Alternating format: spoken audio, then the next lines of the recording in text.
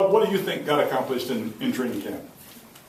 You know, we talk in training camp about the biggest process is to build a team and put the pieces of the puzzle together. I use the analogy of a jigsaw puzzle. When you dump all the pieces of the puzzle on the table, you know, when you start to put that puzzle together, that's what a team is when you start camp. And our project during camp is to put all those pieces together and become one completed puzzle with all the pieces interconnecting. And I really feel like our guys did a great job this camp of doing that, of putting those pieces together and building a team fabric and a team bond. And I think we have great leaders who helped us with that process. I'm very, very excited about how our team feels as a group of guys right now. What about Arkansas State? What challenges do they have? It's been a tough preparation for Arkansas State. I mean, they've got new head coach, and he's the coordinator, so he's obviously new. And the new defensive coordinator, new special teams coordinator. We can look at last year's tape and see some of their personnel, but we don't think the schemes will be the same as what they ran at Arkansas State last year, so we've had to guess on that.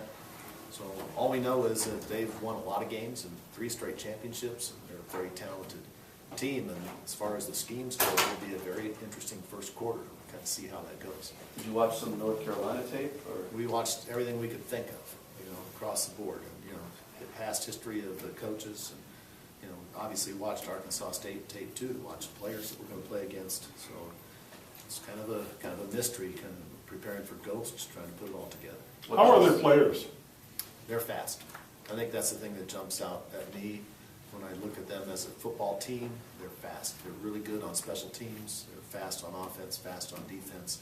Not to say they're little either, but I mean, just from a standpoint of what has allowed them to win so many games and championships the last 3 years, I think the speed is what jumps off. Obviously, Dakota's first start. What are your expectations for him in this first game on the road? I think Dakota will play fine. He's a competitor. I mean, this is something he wanted desperately to be as the starting quarterback. He's a great athlete. He'll thrive in the moment. I'm sure he won't play perfect, but he'll play pretty well, I think. Obviously, not Denarius for the first time in a long time. So what's it like to see a new quarterback out there for you? It does feel different, I will say. You know, I was watching some tape of last year's cut-ups for some reason here this past week, and seeing Denarius out there kind of was touching, you know, to think about how many years we were blessed to have him. But Dakota will do just fine. He got a chance to play with Denarius. He's learned from Denarius. He's seen what Denarius could do, and I think some of that will carry over into his play this week. You've got a lot of new moving pieces on the offense. Is it going to take them a while to get clicking, especially in that first quarter? I think every year in the first game, there's always some fits and starts. You know, it'll be a little bit bumpy probably for both teams. That's just the way first games are. Just following up on that, would this be a situation maybe where you'd rather open against a smaller school instead of an FBS? Or, oh, I don't think so. Standpoint? I don't think so. I mean, your first game, no matter who it is against, if you don't know the schemes, then that's going to be a problem. So if we open, it wouldn't, not so much the level, I guess, is what I'm trying to answer the question. It's, you know, if we played somebody that we were very familiar with, let's say we were playing Eastern Washington in the opening game, that would be a whole different preparation. They know us, we know them. If it's a Division II or an FCS or an FBS and you don't know the coaches and what they're going to run, all those problems are the same, and it's not about the levels, okay? It's about the kind of preparation. It makes us nervous no matter who you're playing if you don't know exactly what you're preparing for. Does that answer that? Yeah. The ambiguities created by the different staffs, how does that affect your guys' preparation exactly? I mean, it's really how do you go about getting tape for that? It's really different. You don't have a chance to really prepare a scouting report that's definitive. Even on special teams, what kind of punt are they going to run? I don't know.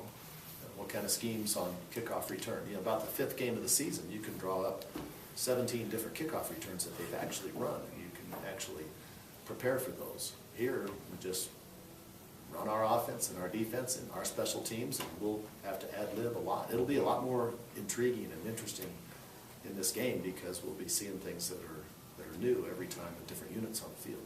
The in-game preparations, does that change? I mean, or does that get more important? Or do you guys script plays in this sense? How do you go about that? You just prepare your side of it, and we have to prepare for several different fronts and coverages with our offense against whatever they're going to play on defense, and the same thing with our defense against whatever they're going to play on offense. So it's generic preparation. You've got to get ready for lots of different things, and then we'll pick out of those small pieces whatever happens to fit for what they're running, then we'll emphasize that and try to make the in-game adjustments. He's obviously been around for camp, but how nice is it going to be on Saturday to see Na'a in Jersey flying around there? I'm really happy for Naha. It was such a fortunate situation that when he did get hurt, he had not used his redshirt season yet. And so he had that in his pocket as a senior. That's pretty unusual. And he was able to come back then and protect this year and be able to play now. And I know a year ago when he was hurt, he thought this day would never come. It seemed like forever to wait.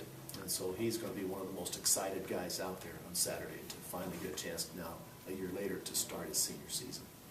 Logistically, what will this trip be like, being that it is a night game all the way across the country? It won't be too bad until right before the game. We're going to go down on Friday. We'll be there all day Saturday. We'll be adjusted to the time zone and the temperature. All that won't be a big problem. But we're staying about 60 miles away from Jonesboro. We're staying in Memphis. And so we'll eat our last pregame meal in Memphis, and then we've got a long drive to get to Jonesboro. And that'll be our first view of Jonesboro. We're not going to go until right before the game. So that'll be a little bit unusual. Usually we go and see the place on Friday. We'll get there in plenty of time. Just have to hope we have an uneventful trip, otherwise it'll be a tight squeeze. But we didn't want to get over there too early, and there wasn't apparently a great place to stay over there, so we decided to stay in Memphis. So that's going to be a challenge. You had so many flight issues last year, you're just hoping for a clean flight down there? Yeah, I've got a new charter company. See how it goes. Where do you guys practice in Memphis?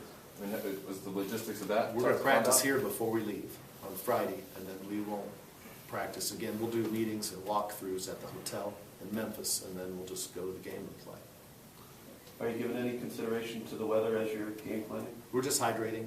That's the biggest thing. And we've been talking about hydration really since the start of camp. We want to make that a habit for our guys. We bought them each water bottles like we do every year, but we really made a big concerted effort this year to talk more about hydration, and that's been a theme all week, and it will be for the whole trip. We'll have water bottles in their hands the whole time. And that's all you can do, and I think that'll be enough. Being a night game, it'll help us, I think. How do you think they handled the Dallas last year? Really well. I thought it was fine. We did lose in the last seconds, but I don't think the heat had anything to do with that. We actually played very well, and I think it was, forecast-wise, it was every bit as hot or maybe hotter last year than what they're saying it's going to be this year, so I think we'll be okay. You mentioned the close loss last year. You've had a couple close losses in FBS. You have Washington State comes to mind as well. 2 one-point games. Yeah. Do you play into those at all, or what did you learn from those losses, I guess? It can be done. We can play with these guys, but they're a very good team too. It takes a great effort. That's the other thing we learned. We played very well against Washington State. We played very well against SMU, but we didn't win either game. And that's the difficulty when you're playing teams that are at the FBS level. They have great talent. They're well coached. You're going to have to play almost a perfect game to win. But I think we have the chance. We've proved we can be close. Now we just have to prove we can get over the top. Do you anticipate, Coach, that maybe these FCS, with all sort of the evolution of college football, that these FCS versus FBS matchups might not happen as much going forward? They already are starting to decline some. The Big Five conferences are starting to play less and less of FCS opponents. They're starting to play more and more of the other conference teams in FBS and paying big guarantees to those teams. So I like them. I think it's very important. I think it's a great motivator for our guys when we play an FBS team. It's a good payday. There's a lot of pluses from the FCS side. And, we like them, and we'll continue to do them as long as we're allowed to do them. But, when you don't play the teams at the upper echelon of FBS, the paycheck isn't as big. And so that's something we're having to, put up with, and is that we're not getting as big a payday as we used to with some of these games. Can you assess the overall health of your team, particularly on defense? I'm pretty happy right now. We got out of camp in good shape if we can survive this week. We're winding down now, so we should be okay. Defensively, we got out of it really scot-free, and so I feel good. We got a couple guys that are still nursing a few things, but I think by Saturday we'll pretty much be able to put the starting lineup out there that we would have penciled in at the beginning of the camp, so that's pretty good. Were most of those guys back Sunday as you said you wanted? Yeah. You have a quarterback center combination that's working with each other for the first time in a live game. How's that going to affect line calls? Will Quinn be relied on more? Yeah, I think with Quinn and JP at the two guards. We've got two of the smartest linemen you could want to have. They're really both very good, and they'll help Joel a lot with the calls. You talked about when the defensive backfield was injured, you said that the receivers didn't get a chance to go up against these talented defensive backs that you have. Arkansas State has a very deep back seven. How is that going to affect the receivers in this game? I think it'll be okay. I mean, we're going one-on-ones. We went one-on-ones on Sunday against all of our best guys, and we'll do it again today for 10 minutes. We're going a crossover today with our best against our best, to get the ones versus the ones. I think just doing that a few times will give us the feel of the speed of the game, and then we just got to go play. Coach, Are all of those defensive backs back now? Everybody's healthy. Yeah.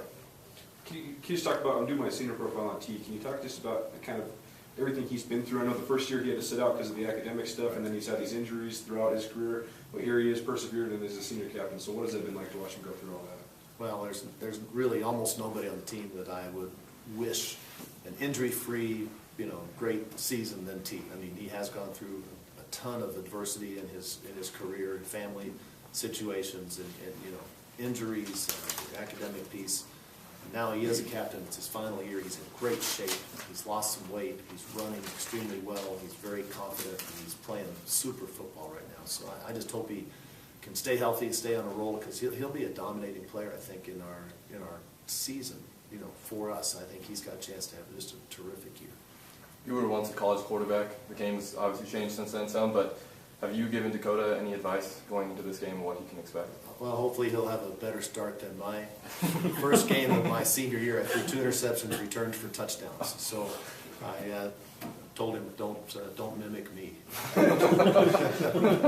So whatever, he's going to be fine. I think Dakota will play into the game. And remember, I think it's been said that he hasn't been hit since high school. That's not true. We had him go live in the Great Falls scrimmage his freshman year, so he has been tackled since he's been here.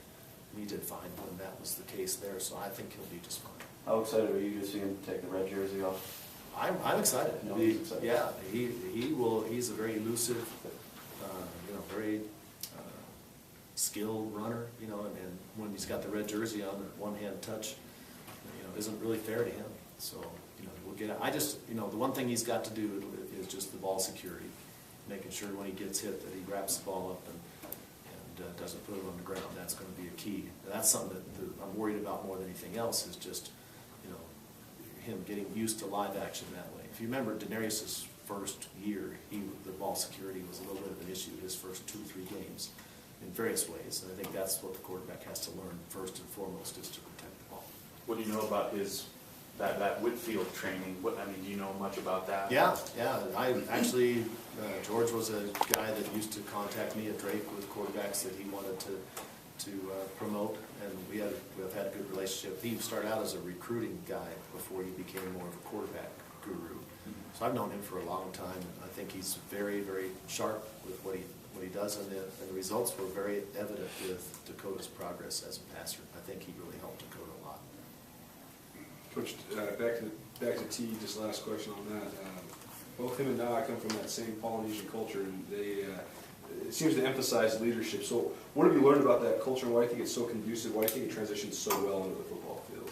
I think there's a level of respect in that culture that's really positive. Neither one of those guys is a real outspoken, kind of, overly, egotistical type of person. They respect the people around them. And the other thing is, it's a matter of the brotherhood. The family is really important in the Polynesian culture. And you notice when they talk about our team, they talk about the family and the brotherhood. And that's what they're trying to build with our team, that I think comes from their background.